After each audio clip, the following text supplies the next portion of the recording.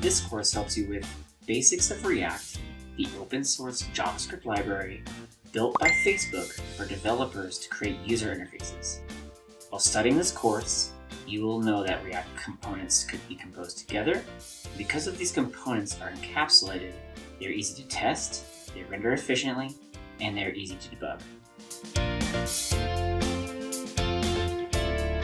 During this course, you will be able to explore and see the power of JSX, and discover how JSX syntax is handled, along with how and why it differs from HTML. You will know how React handles passing data between components using props. You will then look into state management and how that works for individual components using setState and how state can be changed over time. Additionally, you will fully explore all of React's lifecycle functions in order to optimize their components when necessary. Finally, you'll learn how user interactions take place within a React application and how you can use those interactions to update state and your components.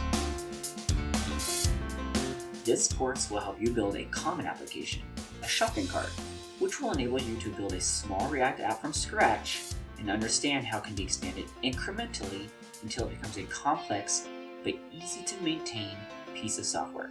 React is an easy to learn tool, but only if you're guided in the correct direction. This course will help you become a React developer. Good luck.